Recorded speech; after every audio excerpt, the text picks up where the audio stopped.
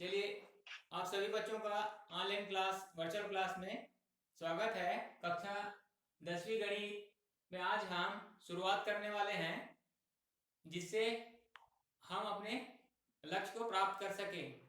Blueprint का मतलब हमने पहले भी आपको लिंक में बता दिया है कि ब्लूप्रिंट का मतलब ये होता है कि जो भी हम लक्ष्य बनाते हैं तो उसकी उद्देश्य की प्राप्ति के लिए ब्लूप्रिंट होता है। हमें विभिन्न चैप्टरों में, विभिन्न अध्यायों में कितने कितने अंक निर्धारित होते हैं, ये आपको पता है क्या? नहीं रहता है ना? तो हम अभी आज गोस्वारा देखेंगे। गोस्वारा का मतलब ये है कि हम साल भर जो अध्ययन करेंगे, है ना, उसमें टोटल जितने अध्याय हैं उसको कितने इकाई में बांटे गए हैं और कितने इकाई में बांटने के बाद वो कितने कितने अंक में विभाजित हुआ है और हम कितने क्वेश्चन सॉल्व करेंगे और उसमें कितने कितने अंकों का विभाजन हुआ है। तो ब्लूप्रिंट का मतलब यही है कि हम जो लक्ष्य निर्धारित करेंगे उसकी प्राप्ति के लिए सहायक होता है। तो सबसे पहले चलिए देखते हैं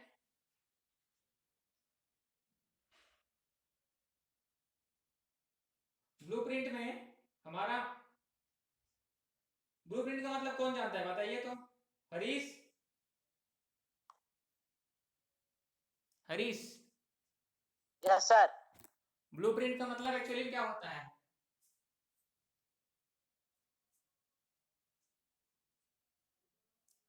ब्लूप्रिंट का मतलब क्या होगा?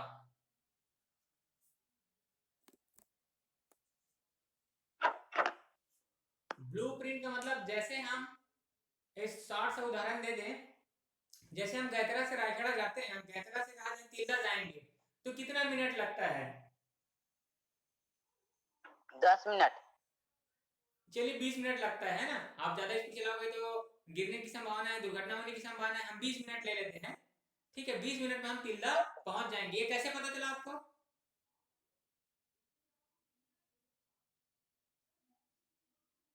ये कैसे पता चला समय आपको? सर। ये आप किसी के द्वारा सुने हुए हैं या किसी के द्वारा किए हुए कार्य है कि नहीं? है तभी हमें पता है, एक्चुअली में पता चला है कि 10 से 20 मिनट लगता है।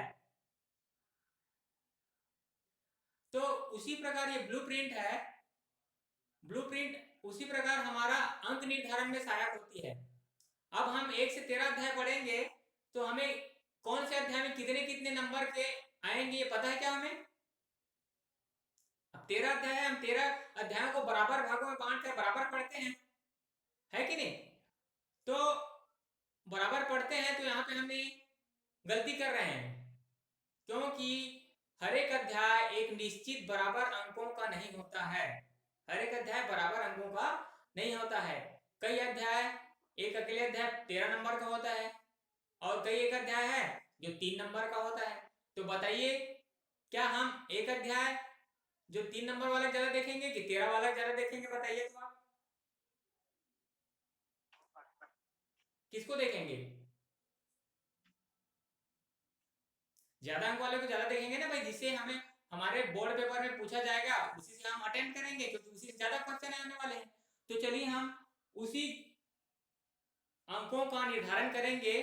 अध्याय 1 से लेकर 13 अध्याय है और प्रत्येक अध्याय में कितने कितने अंक निर्धारण है। तो सभी बच्चे पेन और कॉपी लेकर बैठेंगे और बढ़िया से समझते जाएंगे और लिखते जाएंगे, ठीक है? Yes sir. तो सबसे पहले है हमारे पास कितने अध्याय हैं? मैंने बताया, क्या बताया, कितने अध्याय हैं? देखें क्या, 10वीं गणित रखे हो क्या? क्या सर? कितने अध्याय में विभाजित हुआ है?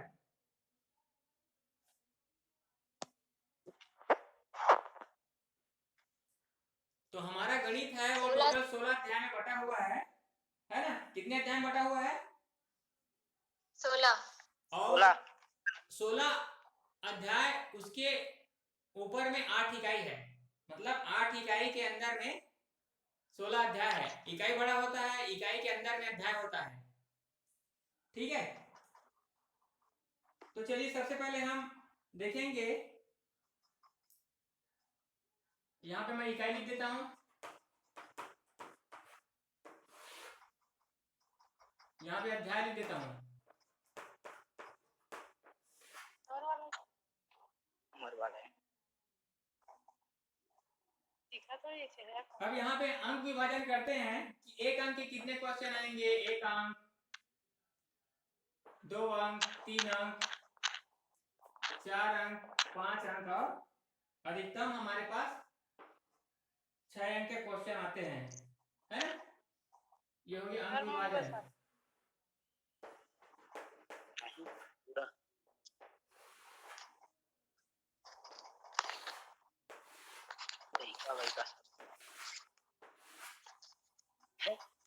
ये समझ में आया। ये अंक लिखा हूं, एक अंक के कितने क्वेश्चन, 2 अंक, 3 अंक, 4 अंक, 5 अंक और 6 अंक। तो यहाँ पे सबसे पहले हम इकाई, पहला इकाई है ना, पहला इकाई जिसको हम बीज गणित के नाम से जानेंगे, बीज गणित। इसके अंदर में हमारे पास 5 अध्याय है। कितने अध्याय, में सीधा अध्याय का नाम लिखता हूं, 1 से लेकर 1 से 5, ठीक है, 1 से 5।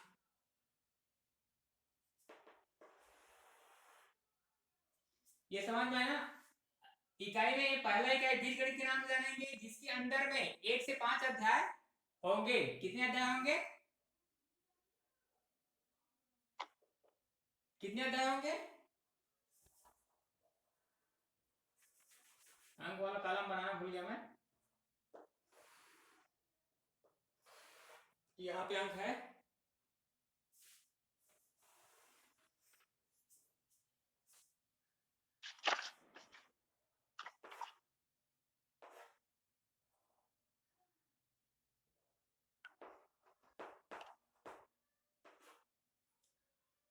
तो यहाँ पे हम 1 से लेकर 5 अध्याय को देखेंगे तो हमको मिलेगा कितने नंबर, 20 नंबर।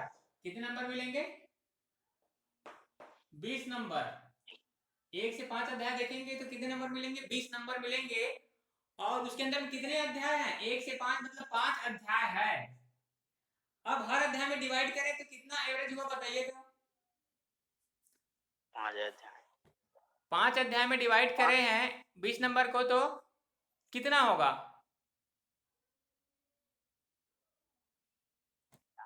प्रत्येक अध्याय को कितने अंक मिलेंगे, कितने अंक मिलेंगे, 4 नंबर मिलेंगे।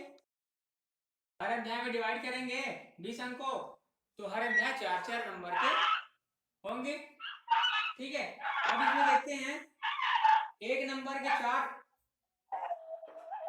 क्वेश्चन रहेंगे, 1 नंबर के 4, 2 नंबर के 2, 3 नंबर के 2, 4 नंबर और 5 नंबर के क्वेश्चन नहीं रहेंगे और इसमें 1 नंबर के क्वेश्चन आपको मिलेगा।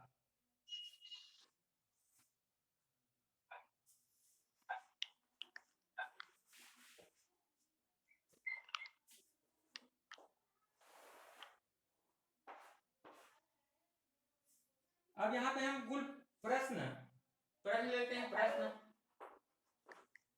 कुल प्रश्न कितने हुए,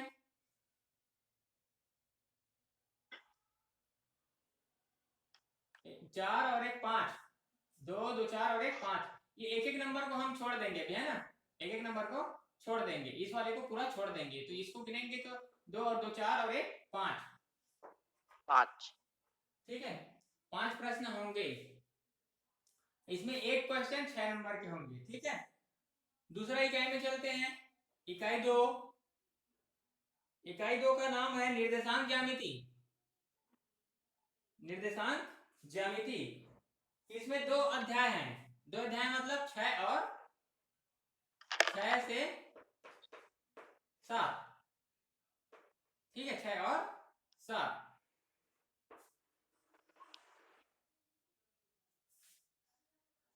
दो अध्याय को हम पढ़ेंगे कितना नंबर मिलेगा, इसमें हमें 8 नंबर मिलेंगे, 8 नंबर।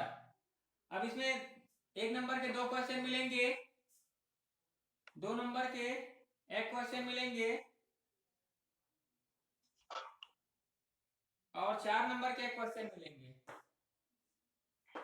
कितने क्वेश्चन हो गए, इस 1 नंबर वाले छोड़ना है, 1 और 1 2 क्वेश्चन हो जाएंगे। तीसरा इकाई में देखते हैं, तीसरा इकाई का नाम है वाणिज्य गणित। तीसरा इकाई का नाम है वाणिज्य गणित, जिसको बोलते हैं, जिसमें सिर्फ एक अध्याय है, बैंकिंग एवं कराधान, मतलब 8 अध्याय। कौन सा हो जाएगा? 8 अध्याय। 8 अध्याय के लिए हम पढ़ेंगे तो ये 7 नंबर का होगा। ठीक है, 7 नंबर का होगा। तो इसमें 1 नंबर के 2 क्वेश्चन आएंगे और 5 नंबर के 1 क्वेश्चन आएंगे। तो कितने क्वेश्चन हो गए? 1 क्वेश्चन हो गए। ठीक है, नेक्स्ट देखेंगे 4 इकाई।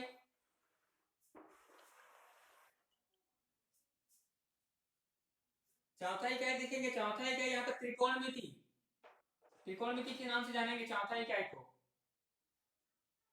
तो ये चौथा इकाई है त्रिकोणमिति, 10 नंबर का है। अकेले अकेले अध्याय देखते हैं कितने अध्याय हैं। त्रिकोणमिति में 2 अध्याय है बेटा। त्रिकोणमिति में सॉरी ये 2 अध्याय हैं, मतलब कितना? 9 से 10, 9 से 10 अध्याय। ये आपके हो जाएंगे 10 नंबर। तो यहाँ पे 2 नंबर के सॉरी 1 नंबर के 2 क्वेश्चन मिलेंगे, 2 नंबर के 1 क्वेश्चन और 6 नंबर के क्वेश्चन मिलेंगे। तो कितने क्वेश्चन हुए? 2 क्वेश्चन हो गए भाई।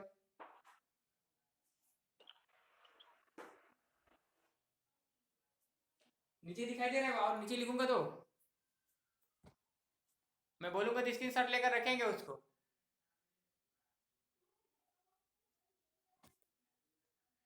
Yes sir. अभी पूरा होने दीजिए। इकाई 5 देखेंगे। इकाई 5 जिसमें ज्यामिति के नाम से जानेंगे। इकाई 5 में 3 अध्याय हैं। 3 अध्याय मतलब 11, 12 और 13। ये तीनों अध्याय होंगे कि नहीं? 3 अध्याय मतलब ये ज्यामिति में 12 नंबर होगा। 12 नंबर, 1 नंबर के 3 क्वेश्चन, 4 और 5 नंबर के 1-1 क्वेश्चन।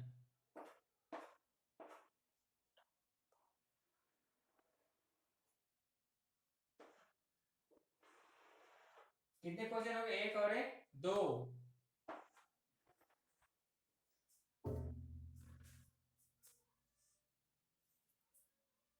नीचे लिखोगे, नीचे नहीं दिखाई देगा। इसको स्क्रीनशॉट लीजिए। तो स्क्रीनशॉट लीजिए, उसके बाद मैं ऊपर और आगे लिखता हूँ। हमें 8 इकाई पढ़ना है और 16 अध्याय।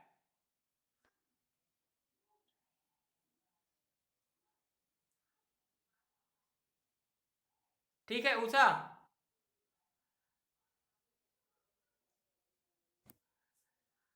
हेलो, स्क्रीनशॉट ले लीजिए इसको, ताकि मैं रब कर सकूं और आगे बढ़ूं। ठीक है? Yes sir. हो गया क्या? Yes sir.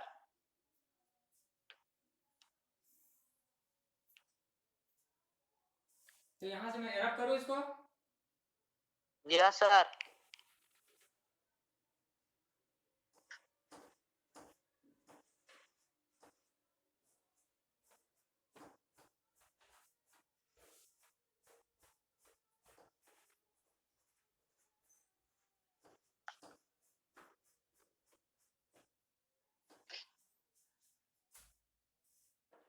चलिए इकाई 6 में चलते हैं। इकाई 6, इकाई 6, इकाई 6 को हम गणितीय तत्वों की जांच के रूप में जानेंगे। इकाई 6 है वो अकेले अध्याय है। अध्याय 14 है ना? अध्याय कौन सा होगा? 14। और इसमें जो कुल अंक होंगे, कुल अंक होंगे 4। एक अध्याय और 4 अंक। तो इसमें हमें 1 नंबर के 1 क्वेश्चन मिलेंगे और 3 नंबर के 1 क्वेश्चन मिलेंगे। तो कितना हो गया? 1 नंबर को छोड़ दीजिए तो कितना हो गया? 1 क्वेश्चन मिल जाएंगे आपको। 7 सातवां इकाई पढ़ेंगे क्षेत्र मिति के नाम से जानेंगे। इसमें हमारे पास सातवां इकाई में एक अध्याय है क्षेत्र मिति में।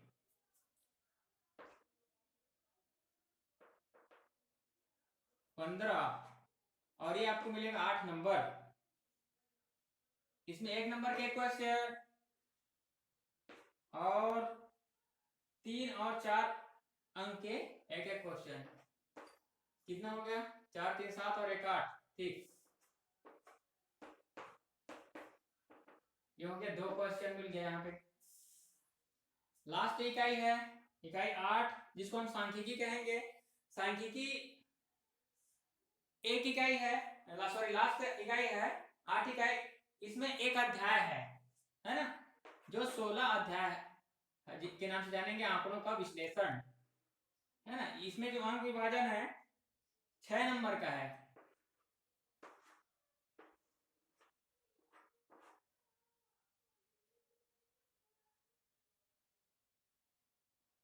तो यहाँ पे 1 नंबर के क्वेश्चन नहीं आएंगे और 2 नंबर के एक क्वेश्चन और 4 नंबर के एक क्वेश्चन। 2 नंबर के एक क्वेश्चन और 4 नंबर के एक क्वेश्चन। तो कितना हो गया? 2 क्वेश्चन हो गए।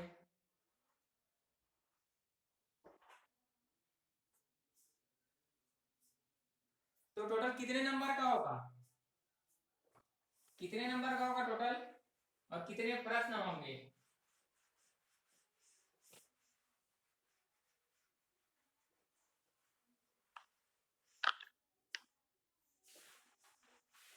कितने नंबर के दिलाए हैं?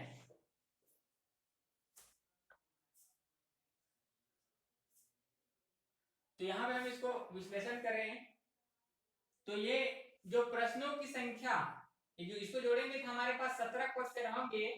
और जो 1 नंबर वाले जो क्वेश्चन है, 1 नंबर वाले पहला प्रश्न 15 नंबर के रहेंगे।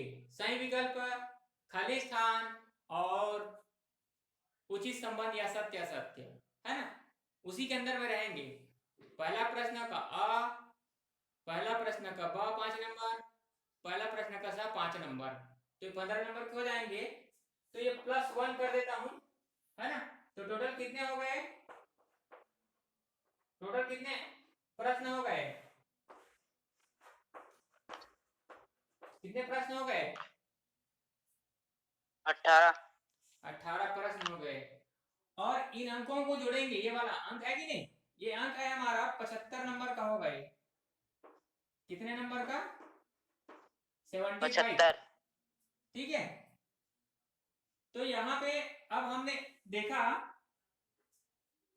कि कौन कौन से अध्याय कितने कितने नंबर के आए, हमने देख लिया। और यहाँ पे हमें ये पता चला कि कितने इकाई होंगे हमारे गणित में। कितने इकाई होंगे?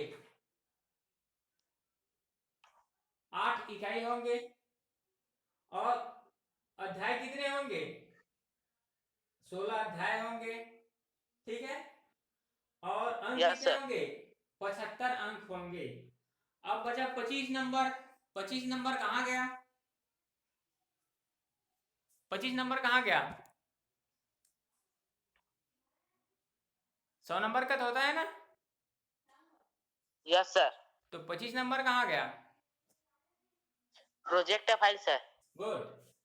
तो यहाँ पे जब 25 नंबर इसमें ऐड कर देंगे, ये प्रोजेक्ट वर्क है, प्रयोजना कार्य, है ना, प्रोजेक्ट कार्य।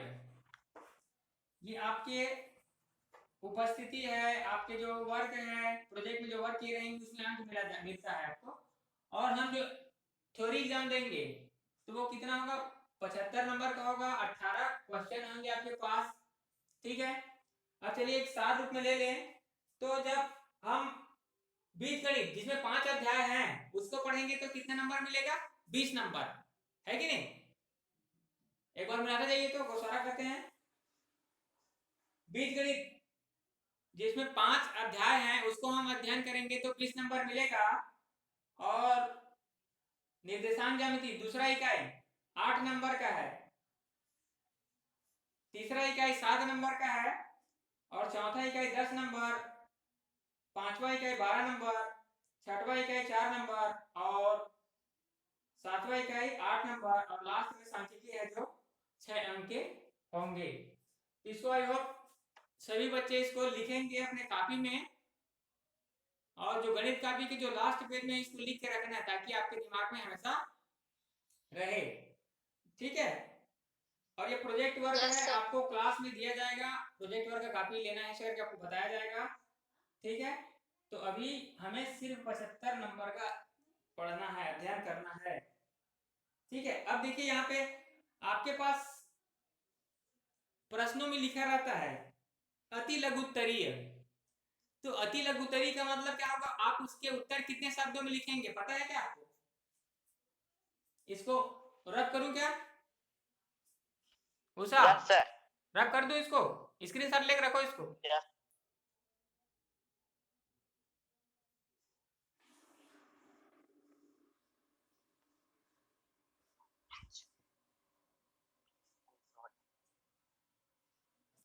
हो गया सर? हो गया? Yes sir.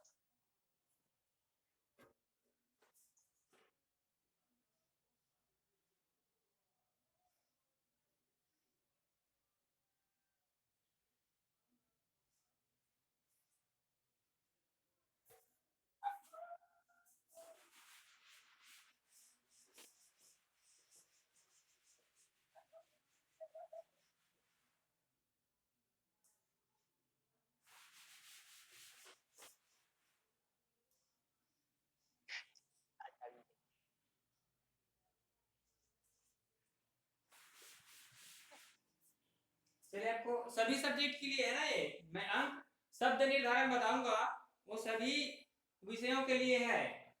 पहला कैटेगरी आता है आपका अति लघुत्तरीय।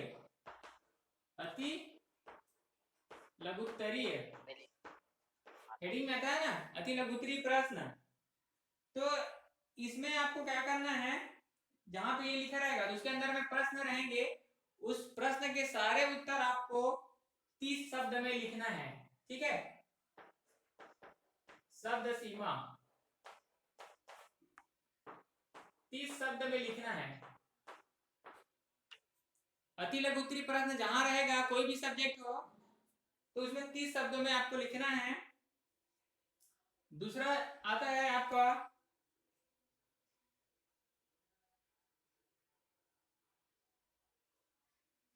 इसका शब्द सीमा है 30 से 50, दोनों हो सकते हैं 30 से 50, 30 से 50। दूसरा आता है लघुत्तरीय। लघुत्तरीय प्रश्न रहेंगे, तो उसके आंसर कितने शब्दों में देना है आपको? 75 शब्दों में देना है। कितने शब्दों में?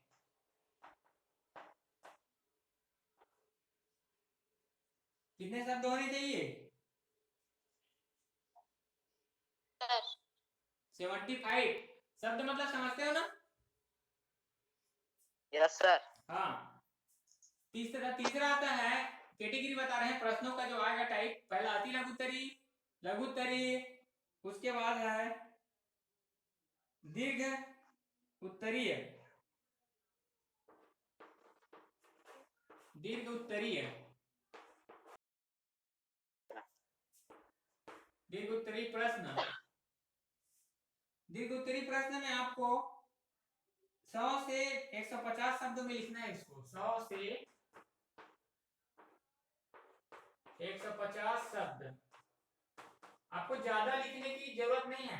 कई बच्चे ऐसे सोचते हैं कि हम ज्यादा लिखेंगे, ज्यादा डिफाइन करेंगे, ज्यादा लंबा पैराग्राफ भरेंगे, आंसर शीट भरेंगे तो हमें ज्यादा नंबर मिलेगा। तो बिल्कुल ऐसा नहीं है। आप इन शब्दों में आंसर दीजिए और सटीक आंसर दीजिए, तो आपका कोई भी अंक नहीं कटेगा। ठीक है, तो ये शब्द निर्धारण का विशेष ध्यान रखेंगे, हर सब्जेक्ट के लिए है ये आपका।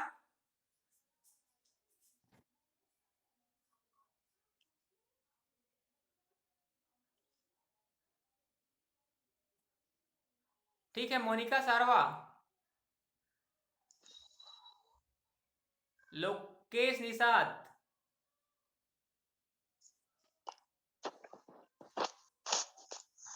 समझ में आ रहा है? इसको लिख ली क्या? इसको आगे चले, इसको रब करूं मिटाऊं? Yes sir. Yes sir.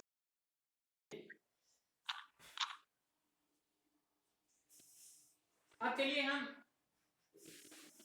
अध्याय का शुरुआत करते हैं कि हम अध्याय 1 में क्या पढ़ेंगे। अध्याय 1 क्या है भाई? आप 9वीं पढ़ के आए हो, बहुपद। आप 9th में पढ़ के आए हैं, क्यों ईसा? मोनिका,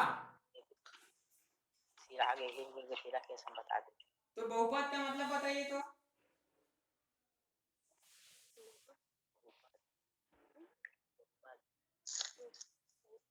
बहुपद बताइए, बहुपद किसको पता है? थोड़ा सा बताइए एग्जांपल।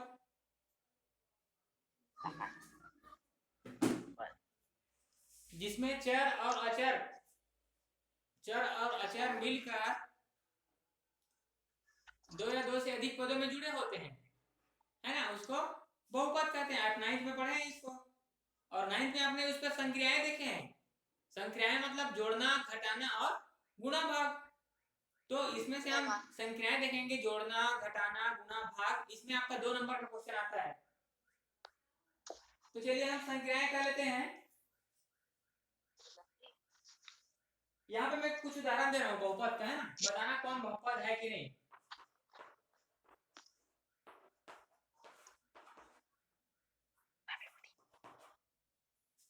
यहाँ पे दिया हुआ है 2x धन 3, 2x धन 3, दूसरा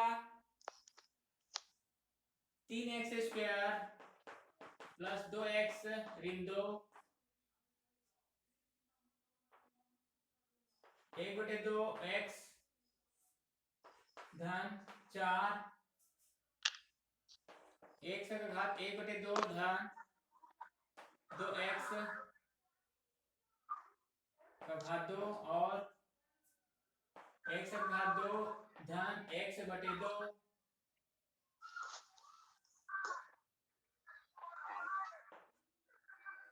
धन 3 और x स्क्वायर ऋण 2 करनी x ऋण 3। ये मैंने लिख दिया है, आपके पास बहुपद है ना, इसमें पहचानना है। ये मैंने लिख दिया है, सार में लिख दिया है। अब इसमें आपको पहचानना है कौन बहुपद है और कौन नहीं है। इसका हम हाईलाइट करेंगे। एक बार रिवाइज कर लेते हैं कि एक्चुअली बहुपद होता क्या है। बताइए बहुपद।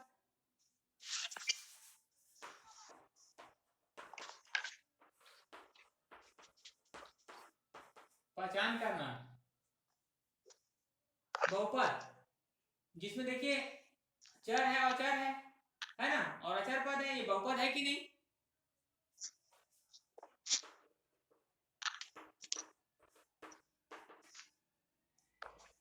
बहुपद नहीं।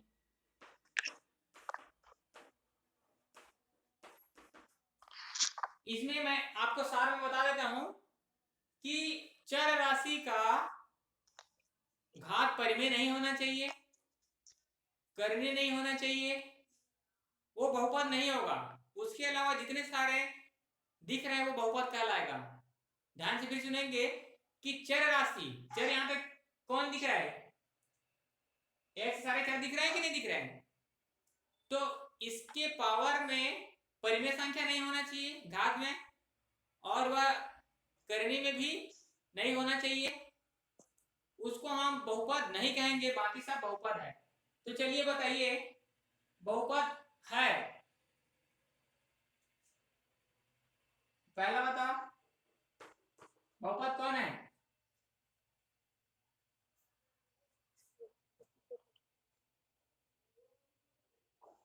हरीश। चलिए एक बार सार कर लेते हैं। यहाँ पे हमें सिर्फ चर राशि का देखना है, चर राशि का घात देखना है ना, चर राशि का घात देखना है और चर राशि को ही देखना है। हमने क्या बताया कि चर राशि के घात में परिमेय संख्या नहीं होना चाहिए, 1/a वाला नहीं होना चाहिए, बटे वाला। और वह वर्गमूल नहीं होना चाहिए, वो क्या बोलते हैं, बहुपद नहीं होगा, बाकी बहुपद है। तो इसका चर राशि का देखो, इसका घात तो 1 है ना, और करनी में भी नहीं है, तो बहुपद हो गए 2x धन 3। इसमें चलिए चर राशि का घात 2, ये परिमेय है क्या? नहीं, ये भी बहुपद है। 3x² धन 2x ऋण 2। इसमें देखिए ये बहुपद चर राशि का घात दिख रहा है क्या? परिमेय संख्या नहीं सर। या रूट में दिख रहा है क्या? नहीं दिख रहा है। तो ये भी तो क्या है? परिमेय, क्या बोलते हैं, बहुपद है। 1/2 x धन 4। अब यहाँ पे देखिए, यहाँ पे देखिए मैंने जो बताया, चर राशि का घात देखिए परिमेय है कि नहीं? Yes sir. चर राशि का घात परिमेय संख्या है, तब हम कहेंगे कि बहुपद नहीं है। चाहे किसी भी पद में एक जगह आ जाए, तब हम उसको कहेंगे कि बहुपद नहीं है। तो बहुपद नहीं है क्या? x का घात 1/2 धन 2x। आगे आ जाइए, ये बताइए बहुपद है क्या? नहीं सर, क्यों नहीं है? क्योंकि उसके घात है सर 2। बटे में है बेटा, बटे में। बटे मतलब ये वाला लिखा है और ये दोनों सेम लिखा है, समझो। ये वाला और दोनों सेम लिखा है, दोनों सेम है, समझ रहे हो? मतलब 1/2x लिखूं या x/2 लिखूं, दोनों सेम है। क्या है? दोनों सेम है, ठीक है? Yes sir. तो बताइए ये बहुपद है? Yes sir. हमें इस चर राशि का घात देखना है, ठीक है? चर राशि का घात देखना है, देखना। तो ये बहुपद है। इसको मैं नीचे लिख देता हूं।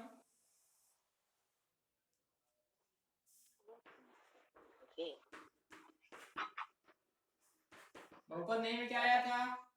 x का घात 1/2 धन 2x का घात 2, और इसमें ये बहुपद है x का घात 2 धन x/2 धन 3। इसमें आ जाइए, इसको देखिए,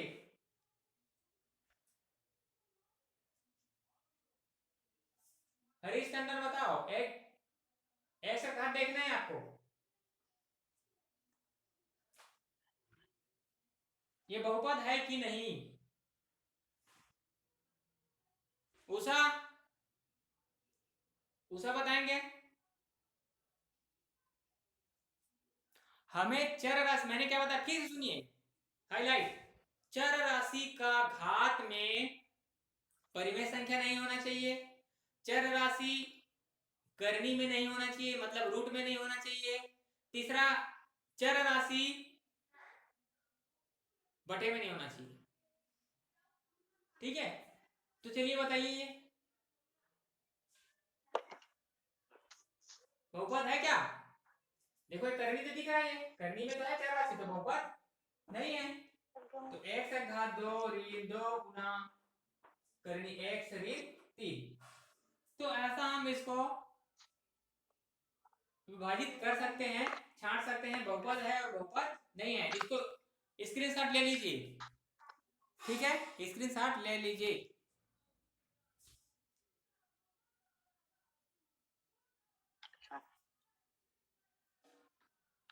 बहुपद की पहचान करना हम सीखे हैं, जिसमें बहुपद है और बहुपद नहीं है उसको हमने हाईलाइट कर दिया है।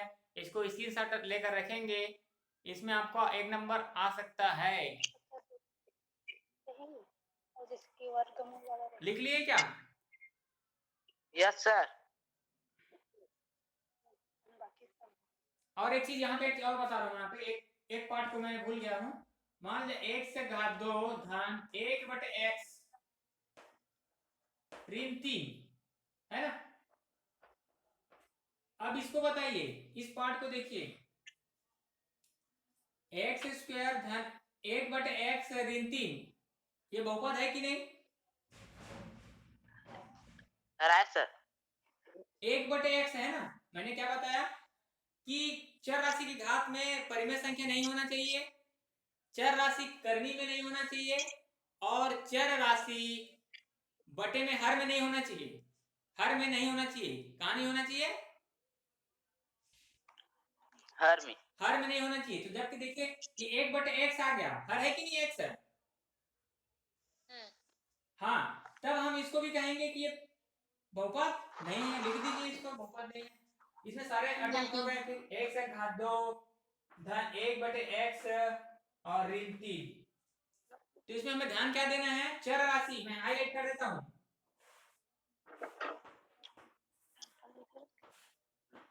चर राशि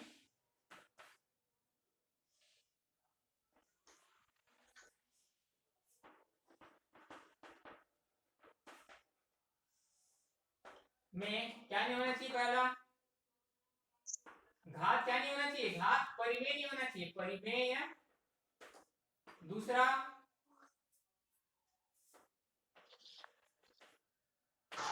क्या नहीं होना चाहिए?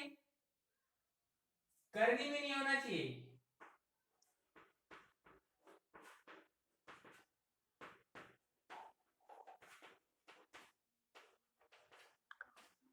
और तीसरा मैंने क्या बताया?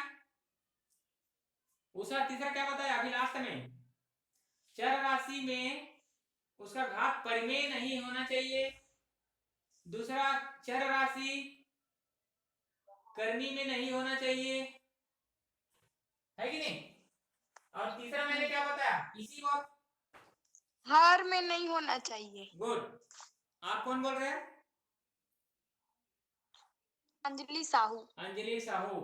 इन तीनों बातों को याद रखेंगे तो आप बिल्कुल जान जाएंगे कि वह बहुपद है कि नहीं। हर में नहीं होना चाहिए। कहां नहीं होना चाहिए? हर में नहीं होना चाहिए। ठीक है, इन तीनों बातों को आप याद रख लीजिए। उसके बाद आपसे कभी छांटने के लिए बोला जाएगा तो गलती नहीं होगा।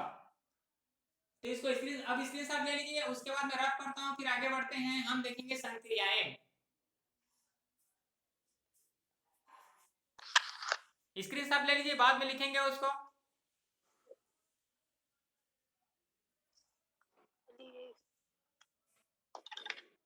लिखा गया, मन को दिखा के दूसरे रब करूं इसको।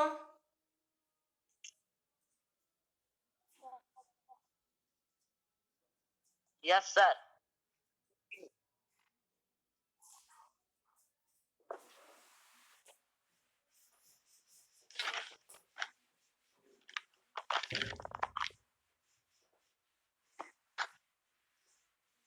अब देखेंगे संक्रियाएं। छोटा सा पार्ट है इसमें। संक्रिया में सबसे पहले दो बहुपदों को अभी हमने जो लिखा था बहुपद, उन पर संक्रियाएं देखेंगे। ठीक है, तो सबसे पहले बहुपद में संक्रियाएं।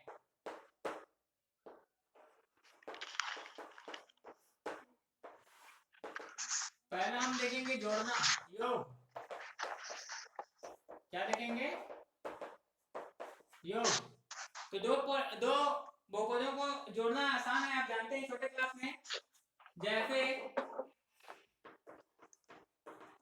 x धन 3 में x धन 4 जोड़िए, ऐसा कहा गया है। तो इसको जोड़ेंगे कैसे? सामान्य आप जानते हो, समान घात वाले चर को जोड़ते हैं। ठीक है, तो जोड़ने का तरीका इसको पहले लिख दिए। पहला वाला x धन 3। अब x का सेम, x का घात 1 वाला सेम पद यहाँ पे ढूंढो। x है कि नहीं? लिख दिए x। क्या चिन्ह है? धन।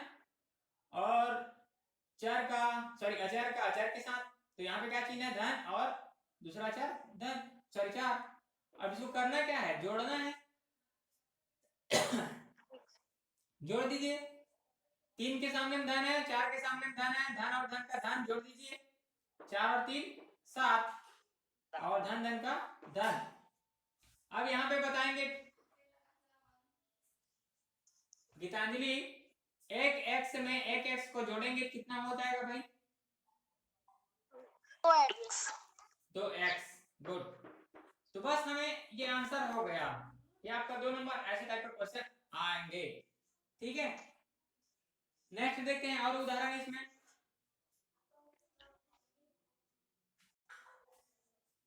2x स्क्वायर धन 3x ऋण 4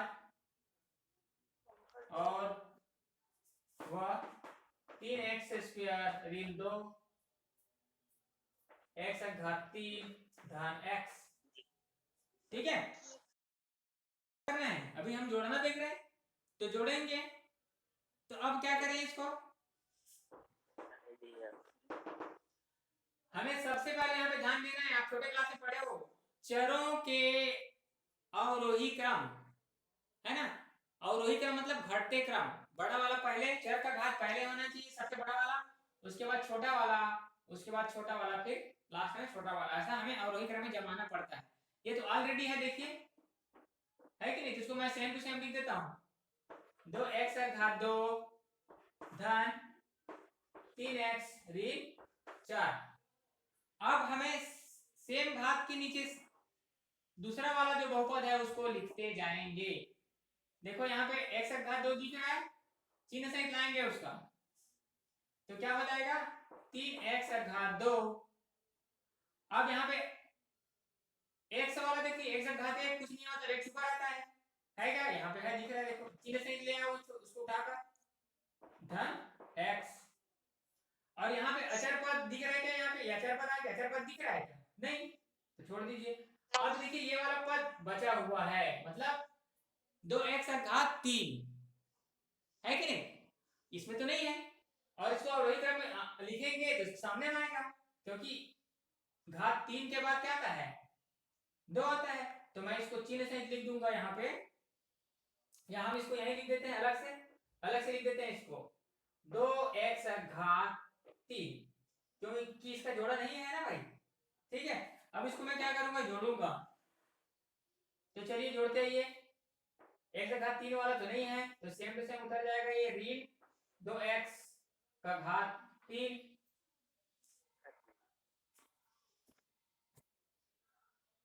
लास्ट दिख रहा है गीतांजलि, दिख रहा है ना? नहीं सर। हाँ यस सर। नहीं दिख रहा है? नहीं सर। आप देखिए दिख रहा होगा।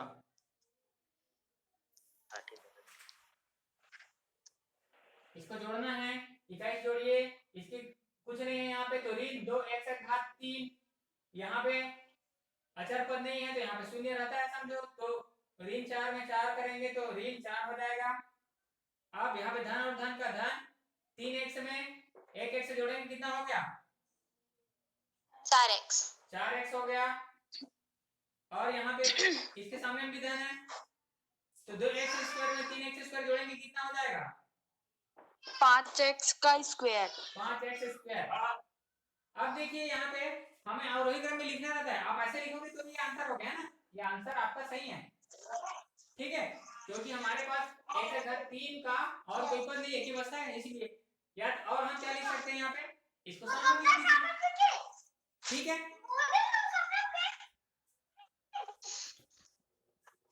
तो आई होप ये समझ में आया होगा। हम नेक्स्ट देखेंगे, नेक्स्ट आपको करके देखिए, आपके पास पुस्तक है, आप सभी के पास पुस्तक है? Yes sir. इसको मैं रख कर रहा हूं, आपको करके देखें, बनाना है, और नेक्स्ट क्लास होगा उसमें मैं आपसे पूछूंगा।